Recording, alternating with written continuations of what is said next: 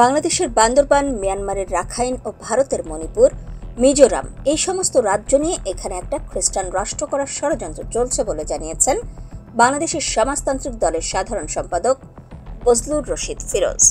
তিনি বলেন, সেই ষড়যন্ত্রের অংশ হিসেবে আমাদের দেশেও মার্কিন যুক্তরাষ্ট্রের স্বার্থ রক্ষা করার জন্য কেউ অগ্রসর হচ্ছে কিনা, উদ্যোগ নিচ্ছে কিনা আমরা জানি না।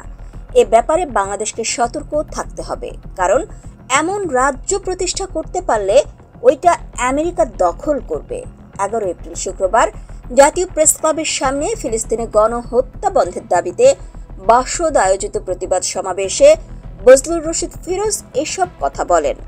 বজলুর রশিদ বলেন, ডোনাল্ড ট্রাম্প প্রেসিডেন্ট হওয়ার পরে ইতোমধ্যে আপনারা দেখেছেন যে মেক্সিকো গালফকে বলছে এটা আমেরিকান গালফ, বলছে গ্রিনল্যান্ড আমেরিকার সম্পত্তি হবে, আমেরিকার দখলে থাকবে।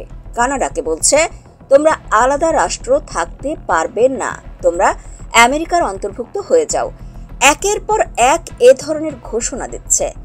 বাংলাদেশ নিয়েও চক্রান্ত চলছে। চীনের অর্থনীতিকে ঠেকানোর জন্য রাখাইন, বান্দরবান, মিজোরাম ও মণিপুর নিয়ে একটা রাষ্ট্র দরকার।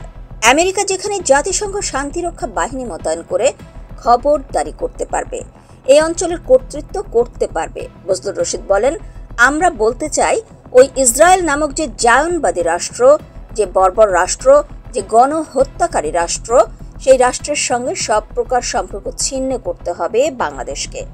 বাংলাদেশের পাসপোর্টে একসময় লেখা ছিল ইসরায়েল ছাড়া পৃথিবীর বিভিন্ন দেশে এই পাসপোর্ট দিয়ে ভ্রমণ করতে পারবে। সেটা বিগত সরকারের আমলে তুলে দেওয়া হয়েছে। আমরা আবার পাসপোর্টে লিখে বলতে চাই, ইসরায়েল ছাড়া বিশ্বের বিভিন্ন দেশে এই পাসপোর্টধারীরা ভ্রমণ করতে পারবে। বাসদের সাধারণ সম্পাদক আরও বলেন, ইসরায়েল ও প্যালেস্টাইনের যে যুদ্ধ, গাজায় যে গণহত্যা, সেটা ইহুদি বনাম মুসলমানের যুদ্ধ নয়, সেটা সাম্রাজ্যবাদের বিরুদ্ধে স্বাধীনতাকামী মানুষের যুদ্ধ। কাজেই হিন্দু, মুসলিম, বৌদ্ধ, খ্রিস্টান, ইহুদি সহ সমস্ত মানুষ তার বিরুদ্ধে প্রতিবাদ করছে।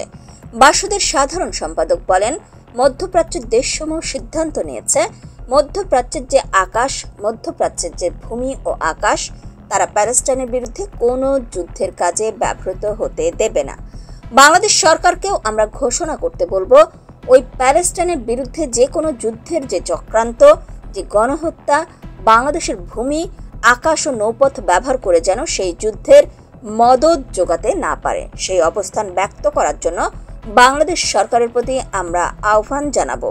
সমাবেশে আরও বক্তব্য দেন বাসদের কেন্দ্রীয় কমিটির সদস্য জুলফিকার আলী, নগর কমিটির সদস্য খালেকুজ্জামান লিপন প্রমুখ। সমাবেশ শেষে তারা জাতীয় প্রেস ক্লাব প্রাঙ্গণে একটি বিক্ষোভ মিছিল করেন।